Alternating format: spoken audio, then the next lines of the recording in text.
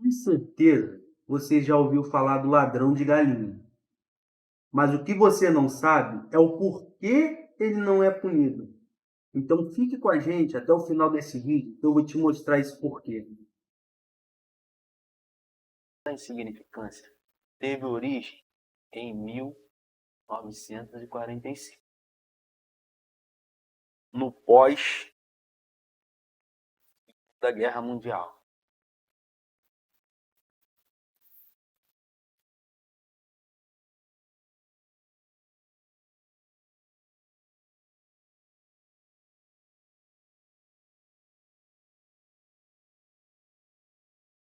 Como estava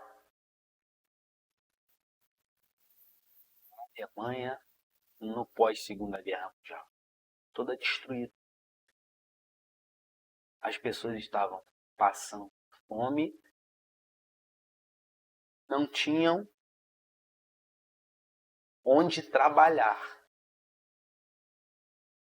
Então, o que se criou na Alemanha?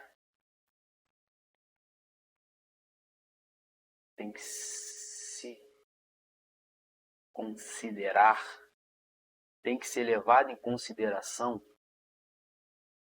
pequenos delitos por questões de sobrevivência e condições do país.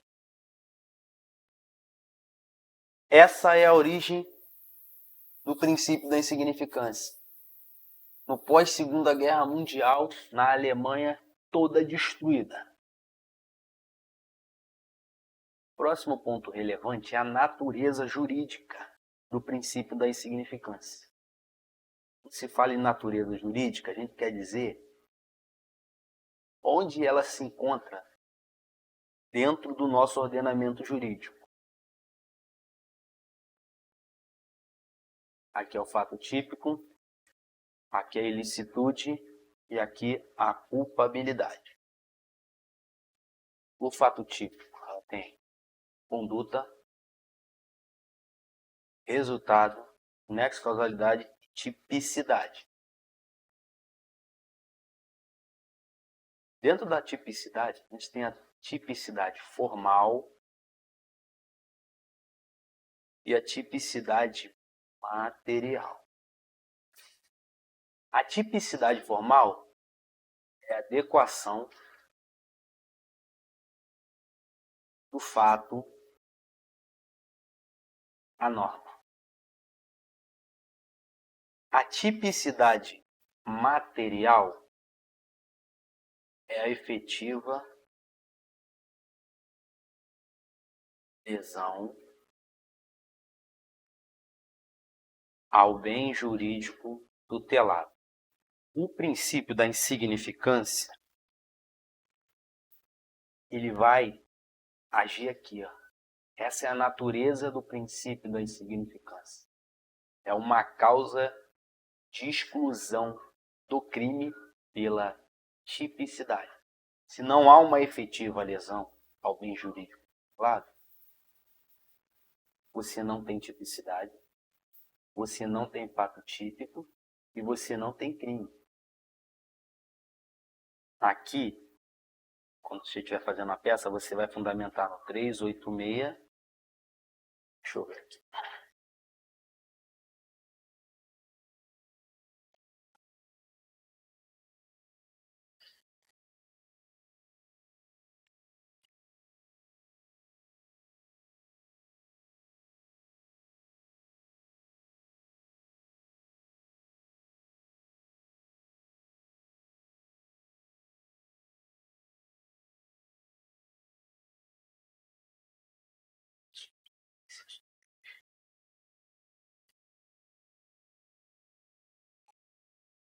PP. Essa é a natureza jurídica. Estou na frente.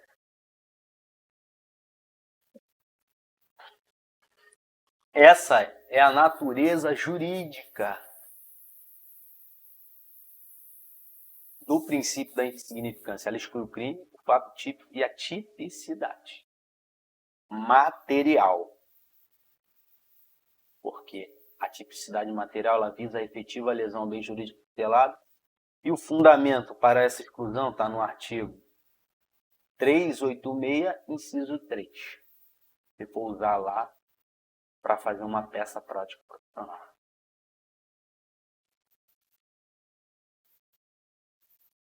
Vamos falar um pouco como funciona a jurisprudência no Brasil. Vamos botar aqui, ó. Primeira instância, segunda instância, instância superiores. E se divide os tribunais superiores. Aqui seria o juiz de instância. Aqui seriam desembargadores. O nome do órgão é o Tribunal de Justiça.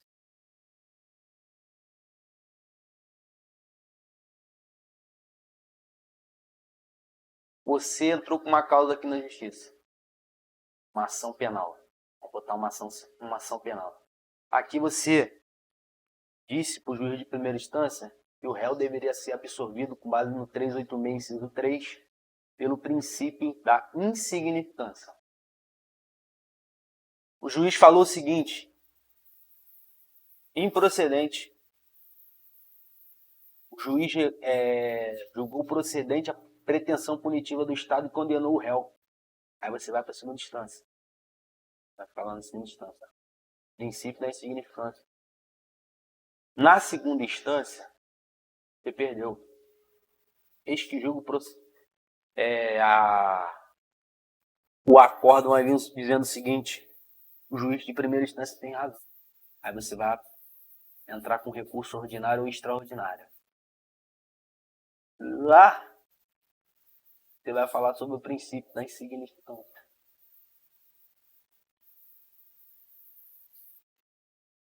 Em última instância. Só que isso daqui, gente, acontece no Brasil inteiro. Aí, ó, vamos botar aqui, ó. Aqui vamos botar que é Rio de Janeiro. Aqui vamos botar Curitiba. Mandou para cá. E essa demanda veio para cá. Aí vamos botar outro juiz aqui. Juiz de São Paulo. Mandou para cá. Ele mandou para cá. Então, como acontece? O número de demandas vai aumentando, vai aumentando, vai aumentando. Chega numa hora que o judiciário ele fica emperrado, porque tem setinha de tudo quanto é canto do Brasil vindo para ele. Então, os tribunais superiores, eles criam informativos, súmulas e súmulas vinculantes, que só pode ser do STF. O outro faz súmula vinculante. Para evitar um número gigantesco de demandas. Para informar para esses juízes, para as outras instâncias, que o tribunal já se posicionou para evitar um número de demandas. Porque se tiver muitas demandas, o judiciário vai ficar soberbado. Ele não vai poder prestar um perfeito serviço jurisdicional. Ele não vai conseguir. Então se criou informativos, súmulas vinculantes, para evitar um número grande de demandas nas instâncias superiores. Porque o que acontece? Se criou uma pirâmide inversa.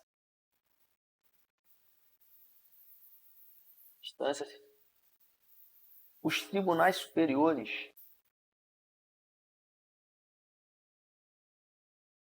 eles acabam julgando mais demandas do que a primeira instância.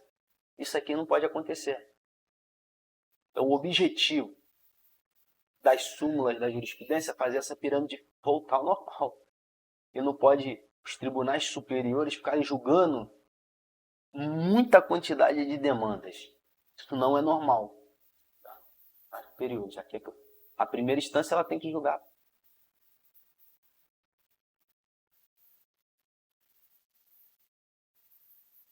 ela tem que julgar um maior número de causas, não o Tribunal Superior julgar um maior número de causas. Então se criou informativos, súmulas vinculantes. A súmula vinculante nem se fala, por quê? Ela vincula o Poder Judiciário todo. Se foi decidido uma coisa e foi formada uma súmula vinculante, o juiz ele tem que seguir o conteúdo daquela súmula vinculante. Por quê? Para evitar um número de demandas desnecessárias nos tribunais superiores. E a pirâmide fica assim, ó.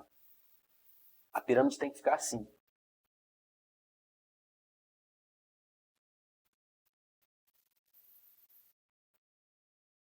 Gente, o delegado de polícia pode reconhecer o princípio da insignificância? Ele pode reconhecer? Sim. Ele não pode absolver. Porque isso aqui, absolver, só pode o juiz. Delegado de polícia pode deixar de lavrar o auto de prisão em flagrante? Aqui nós temos dois entendimentos. Aqui a gente tem o entendimento da súmula 411 do STJ, que diz que não. Só que no Rio de Janeiro teve a primeira conferência dos delegados de polícia. E nessa conferência foi criado um enunciado dizendo o seguinte, enunciado número 10, dizendo o seguinte, pode. Dizendo, ó, pode sim, o delegado de polícia, ele não só pode, como ele deve. Aplica-se o princípio da insignificância no curso? Deve ser analisado caso a caso. No roubo? Não. Porque tem violência e grave ameaça. Nos crimes contra a administração pública? Não. Súmula 599. Posse de droga por militar? Não. Moeda falsa? Não. Contrabando? Não. Na moeda falsa, gente, é o seguinte. Ah, mas o valor era de R$2. Mas aqui não é o valor. Aqui, o bem jurídico tutelado é a fé pública. E a fé pública ela é inegociável. Contrabando é a mesma coisa.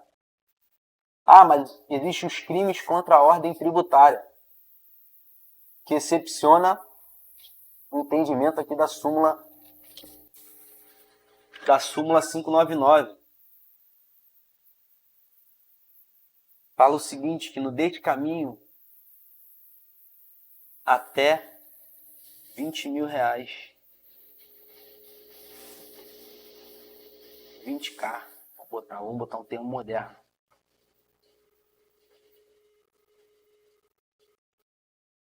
Só que existem julgados isolados?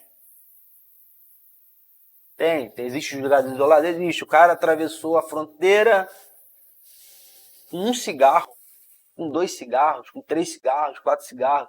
Ah, ele estava com a munição, sem a arma. Existe casos isolados, caso a caso. Mas o que você tem que entender é o seguinte, não se aplica o princípio da insignificância, súmula 599.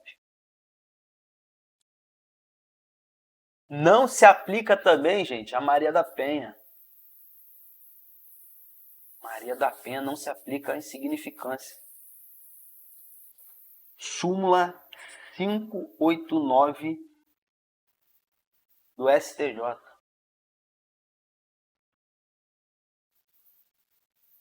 Mas por que não se aplica?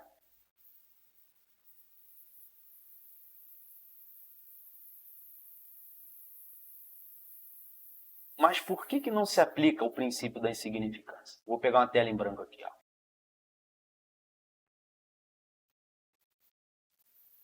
Porque o princípio da insignificância no Brasil foram criados vetores para ele, que a gente chama de MARE.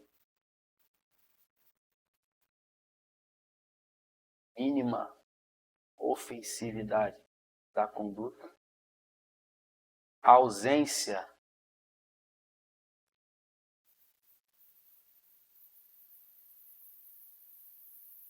de periculosidade da ação, reduzido grau de reprovabilidade, inexpressiva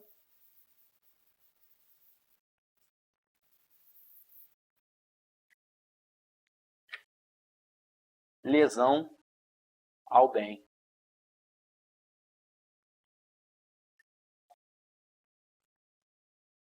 Gente, isso aqui é uma pura perda de tempo. Por quê? Se a conduta é minimamente ofensiva, é porque tem um reduzido grau de reprovabilidade. Se ela tem um reduzido grau de reprovabilidade, ela tem uma ausência de periculosidade. E se ela tem uma ausência de periculosidade, é porque ela teve uma inexpressiva lesão ao bem jurídico tutelado. Perceba só. Esse mnemônico é bom para a prova, porque para você lembrar os vetores, os requisitos jurisprudenciais. Ó, jurisprudenciais, porque a doutrina ela não trabalha com requisitos. Hoje em dia já se trabalha, né? Porque de tanto o tribunal falar, a doutrina foi obrigada a trabalhar com requisitos. Mas a doutrina ela não trabalha com requisitos. Porque o requisito, na verdade, é perda de tempo. Quer ver uma coisa? Ó? Por que não se aplica insignificância na violência doméstica e familiar contra a mulher? Maria da Penha. Por quê? Não é possível que um cara que bata numa mulher, que essa conduta tenha uma reduzida reprovabilidade. Tá dando para entender? Não é possível que a pessoa falsifique uma moeda falsa e seja ausência de periculosidade. Por quê? É pública.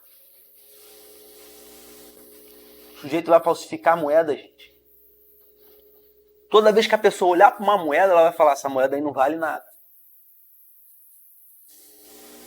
Essa ação por si só, ela já é periculosa.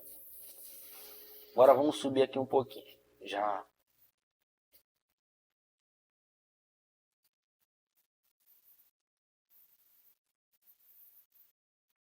Como que a defensoria trabalha isso, gente? Primeiro,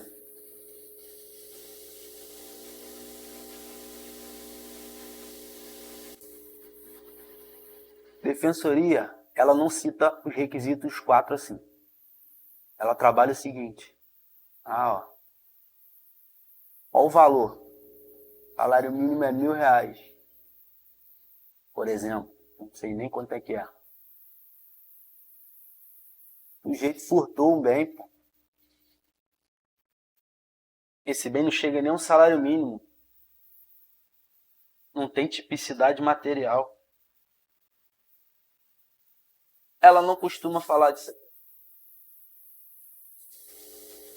Porque se ela falar disso aqui, geralmente o sujeito tem culpa no cartório. O sujeito furtou fio da Light. A gente foi lá e vou botar o sujeito A. Furtou o fio da Light, equivalente a R$400.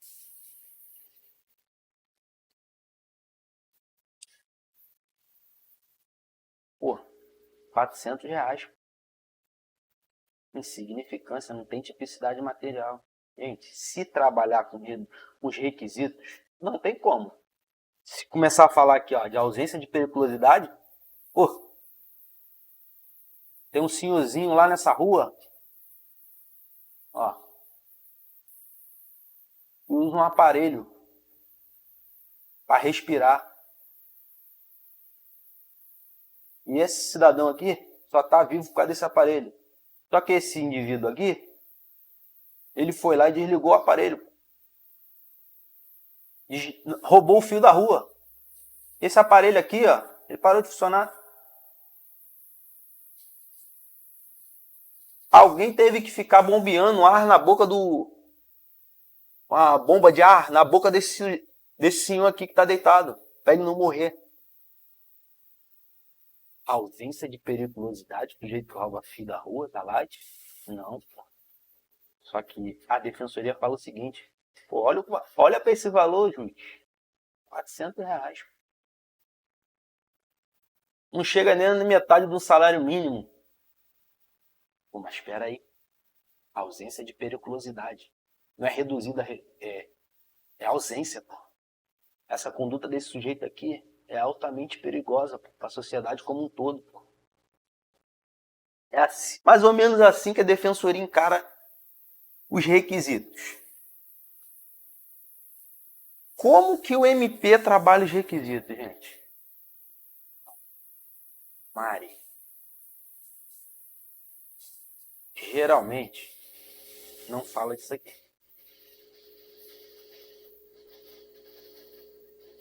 Por quê?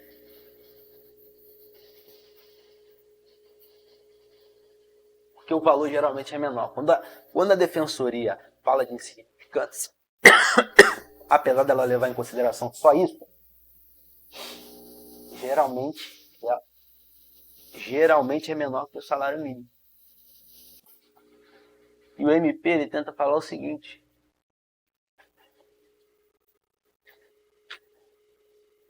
pô, peraí, o sujeito roubou fio da rua, furtou, nem roubou, né?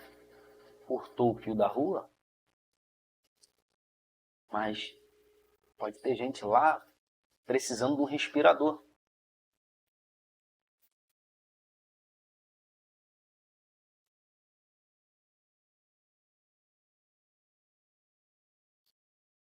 O sujeito é reincidente. Vou botar aqui também, ó, a ausência de periculosidade, ele é perigoso. Olha para a folha de antecedentes criminais dele. O princípio da insignificância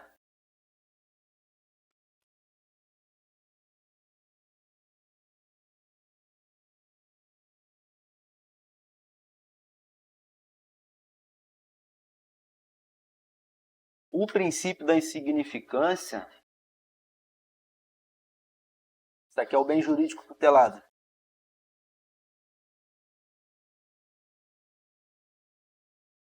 Só vai agir quando a lesão for aqui, ó, na casquinha.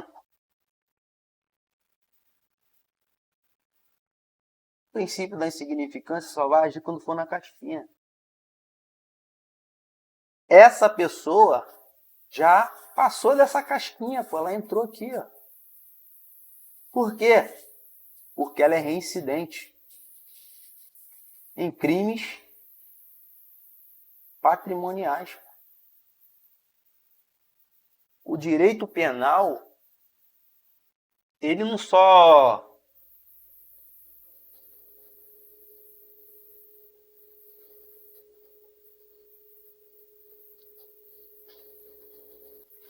direito penal, ele não visa só proteger o bem jurídico. Existem crimes que são crimes de mera conduta, pô. Existem crimes que são mera conduta. Direito penal não veio só tutelar o bem jurídico tutelado, ele também veio para reprovar diversas condutas. E se ele veio para reprovar também as condutas,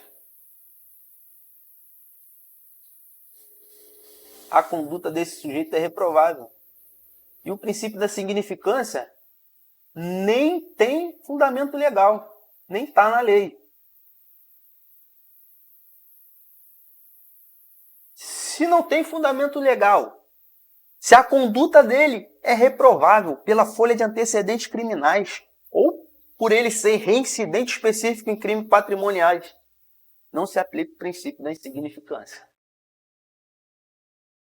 Aqui, gente, isso aqui que o Ministério Público faz é o que se denomina direito penal do autor. a pessoa está sendo julgada não pelo que ela fez. A pessoa não está sendo julgada pelo que ela fez, mas sim pelo que ela é. Isso está errado. Porque o sujeito ele tem que ser julgado pelo que ele é, e não pelo que ele fez. O que ele fez não interessa. O que ele é não interessa. Ele tem que ser julgado pelo que ele fez. Porque o direito penal ele é do autor. Ele é do fato e não do autor.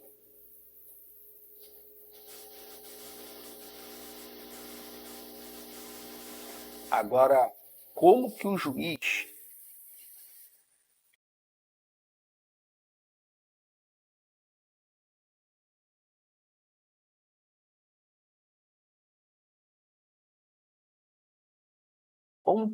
encara isso? Existem juízes que são mais punitivistas. Existe juiz que são mais garantistas. Esquece a nomenclatura. No cerne da questão mesmo, não se usa essa palavra garantista, está longe de ser isso que a gente vai falar aqui agora. O juiz punitivista é o seguinte: o sujeito praticou a conduta, princípio da insignificância, balela.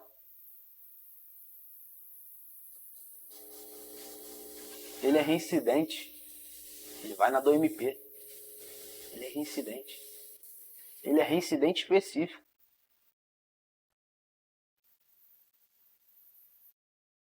Olha a folha de antecedentes criminais dele.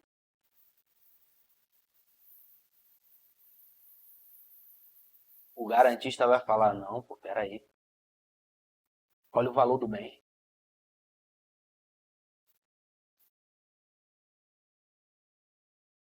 Aqui ele também pode botar o seguinte: ah, roubou uma panela, mas era a única panela. O sujeito fazia pipoca para alimentar a família. Aqui o juiz vai falar valor. O garantista vai falar o seguinte: interessa isso aqui. Isso aqui, ó. O sujeito furtou o patrimônio de R$50. Não interessa se ele tem folha de antecedentes criminais. Não interessa que ele tem isso aqui tudo. O juiz só trabalha com o vetor lá da inexpressividade. Mas, gente, tem que ser assim mesmo. O princípio da insignificância ele tem que ser levado em consideração caso a caso. Aí a gente acaba caindo nessas incertezas aqui do judiciário. Reincidente. Aí o juiz, não, ele é reincidente específico, então não se aplica insignificância. Ou era a única panela de pipoca que o sujeito trabalhava. O sujeito fazia entregas com a bicicleta. Um juiz punitivista. O sujeito fazia entrega com a bicicleta. Eita, olha a bicicleta aqui.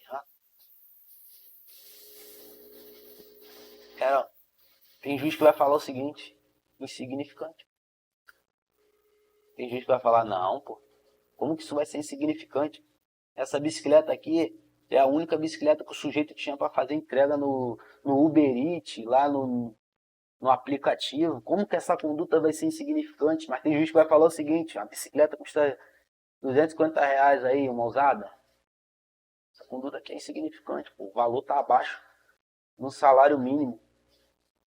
Então, gente, acaba que a gente fica nessa incerteza, sem saber o que vai acontecer. Se for aqui no juiz de São João de Meriti, segunda vara criminal, o sujeito não vai ter vez.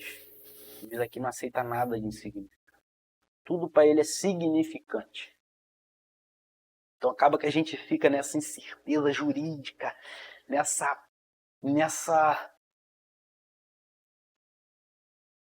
O cliente chega para o advogado, e aí, doutor? Será que por ter isso aqui, doutor? E aí? Qual o resultado que vai dar isso no final do processo? Ninguém sabe. Por isso tudo aqui que eu falei, o juiz, tem juiz que pensa de uma forma, tem juiz que pensa de outra forma. Cada vara criminal tem um juiz pensando de forma diferente. Aquele juiz ali pode estar de férias, pode entrar outro juiz que é mais garantista, entre aspas. E E o direito, ela é uma ciência.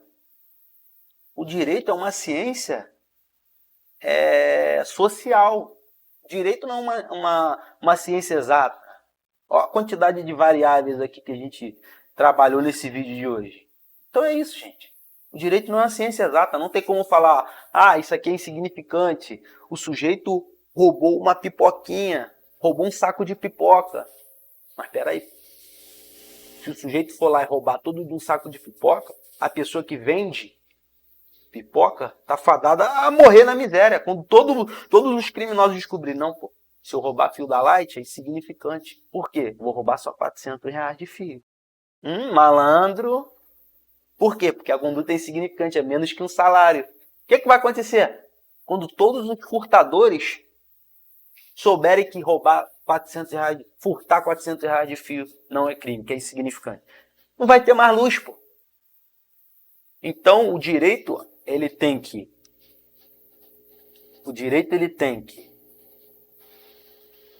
proteger o bem jurídico tutelado de maneira não ineficaz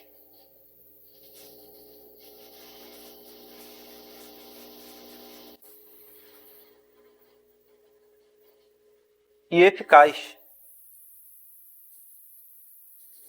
O Estado tem que ficar aqui, ó, no meio termo, entre o não eficaz e o eficaz. Por quê? Se ele começar a não punir, não ineficaz, olha. Se ele começar a não punir as pessoas que furtam fio de valores até R$ 400, vai chegar na hora que ninguém vai ter luz. Os hospitais vão estar sem luz. Mas ele não pode ser eficaz demais e punir a pessoa que furta bens com valores a R$ 400. O que tu quer dizer com isso? E o princípio da insignificância é caso a caso. Vai depender do caso concreto. O juiz não pode concretizar o princípio da insignificância. Por quê? Porque vai inviabilizar, vai se produzir uma prestação jurisdicional ineficaz ou uma prestação jurisdicional eficaz demais, que vai acabar punindo desnecessariamente uma pessoa. Então é isso, gente. Se você gostou do vídeo, deixe o seu like aí embaixo, se inscreva no meu canal, curta, compartilhe, comenta. Eu acho que eu abordei tudo sobre o princípio da insignificância, tá bom? É isso.